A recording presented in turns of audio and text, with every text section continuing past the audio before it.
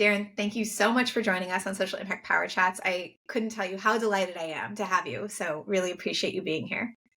I'm glad that you started this, and I'm glad to be a guest. Amazing. So, our kickoff question is always the same, which is how did you get into kind of the social impact ecosystem, as it were?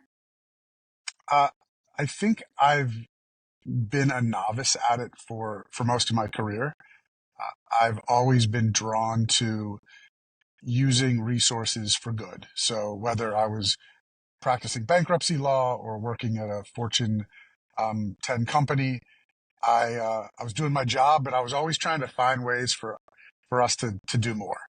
And it finally became, I guess, a real job for me in 2007 and 8 when I worked for Advanta, which was a small business credit card company. And our team was responsible for finding innovative ways for the company to engage with customers and prospects. And so one of the programs we launched was an affinity credit card with a nonprofit called kiva.org. Uh, our customers were small business owners and entrepreneurs, and we saw a really authentic connection with their beneficiaries, entrepreneurs around the world. Now, their definition of entrepreneur was a little different than our card members. Like, their entrepreneurs are someone who wants to buy 2 chickens to sell eggs to support their family. But we thought that was really cool, a great way to remind our customers about what it means to really kind of start a business and have basic needs. So it was a pretty successful campaign, and that's kind of what got me officially into this space. Most recently, I started my own company about 3 years ago called Unless, and as a consultant, and now working with companies and nonprofits on ways they can increase their impact.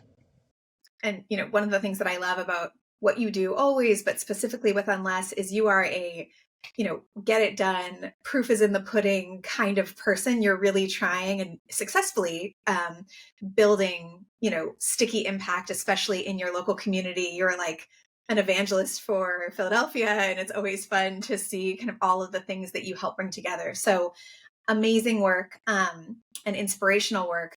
Would love for you to help us unpack one thing that you've built, one nugget, one program, one opportunity, and help us kind of, peel back the onion and share how it works, why it works, and if somebody was trying to think about that work similarly in their office, how you would advise them. And so I'm going to use a word that is way overused now, but it really is core to what I do and what I look for, and that's authenticity. Mm. Um, it's so easy for companies um, to do something good for the community or to write a nice check to support a cause, and say that that's enough. And that's impactful and that's amazing. And I'm glad that more companies are doing that. Companies have been doing that for a really long time. But the way to create the biggest impact is to really learn about who started the company, why they started the company, uh, the products that the company offers, the services that the company offers. Almost like you're, you know, you're getting ready to get married and you're doing some due diligence on the person and figuring out what they like, what they don't like, who their friends are, who their parents are, what they do, like all these things. And because when you do that, you can really uncover at least one, but probably more things that have this magical connection with the company. And then you find ways to build around that because it just has so much more meaning, not only to the founders and the C-suite, but the people who work there. And oftentimes the people who work there won't even know that story. So you're Mhm. giving them a gift by showing them maybe how much more meaningful their company is or their job is. And so one of the projects that I'm working on now is with the National Lacrosse League.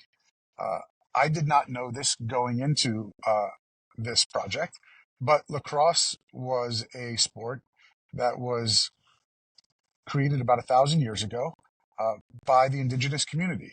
Mhm. Now I'm going to correct myself because the indigenous community will say that we did not create the sport. They will say that the creator gave them the sport and they used it to settle disputes as a way of healing, and as a way of socializing.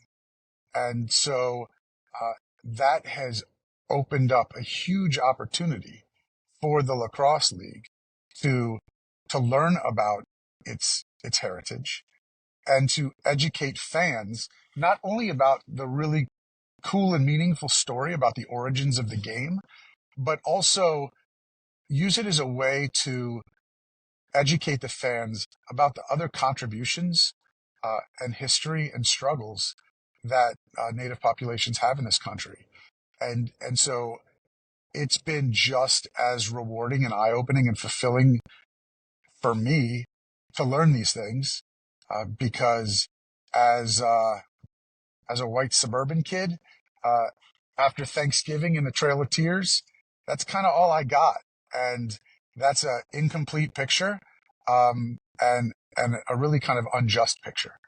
Mm, 100%. And, you know, I'll double down on authenticity, agree that it's used a lot, but when you can really be authentic about your authenticity, it's everything. We talk a lot about soul in our ecosystem with our clients. I'd love to hear from you because you are just a soulful person. I've been in the room with you. You have that about you, and certainly I hope that I have that about me. It's something that I try. I know we both try to bring to our work. Um, I'd love to hear, and again, thinking about people listening who are trying to do this, I'd love to hear how you set a table that brings soul into the picture, brings authenticity into the picture in a room where that's not necessarily a natural element. Um, is there a tip or a trick or something that you kind of think about as you really bring that into the room? Yeah, I don't think it is a trait that's easily discovered or abundant in the corporate world. And it's not because there aren't people at the company who are like that when they're at home or people who want to be like that at work. It's it's because we've been brought up to uh, not have that around. And a lot of times it's even frowned upon, right? It's like, do your job. And I don't want to hear about that other stuff. Just do your job. So what I try to do is a lot of research on my own and then ask a lot of questions. Uh, I think curiosity is just as important as authenticity. And so the way I try to, one, not only broach the subject, but test the waters to see if the company's even going to be receptive to this, Mm-hmm. uh, is to ask a lot of questions and and see if I can't, through those questions, get them to tell me a story and connect some dots for me so that when I talk to them about these authentic ideas of how to create impact, it clicks for them because it's it's a tough battle to try and get a company who's in the mindset of, yeah, we're going to give back, we're going to write a check, we're going to go to a soup kitchen with everybody once a year. If that's what they are ready to do, or if that's all they want to do, then all this talk about authenticity might not be something they're ready for. Yeah. Well, super sage advice. I hope people get cracked open a little bit by hearing you describe it and put their toe in the water of authenticity because it really is a difference maker. I can't believe it. We're already at our last question. And so it really has to do with future looking. You got a crystal ball. Where is social impact going? Where is your work going, your firm? What are you trying to build and do 1 year, 5 years, 10 years, however you want to frame it? I'm honestly just trying to uh, Robin Hood a little bit. I'm trying to show companies that one, that they not only have a responsibility to play a part in society, and that's no longer just, hey, I'm an employer. These people wouldn't have jobs or paychecks or health insurance if it wasn't for me. That is all true. But that's a byproduct of having a job. Um, that's not the responsibility of being a corporation.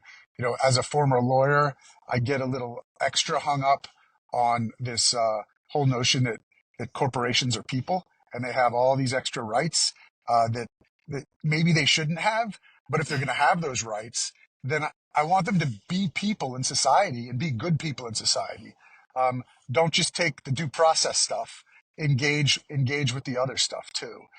So that's kind of where I'm headed, and I hope that that more people get into this field. It's certainly, for one, it's a field finally. Congratulations. So there's opportunities for people. It's not just kind of like the kooky person in the corner who nobody talks to because they're not aligned with the business.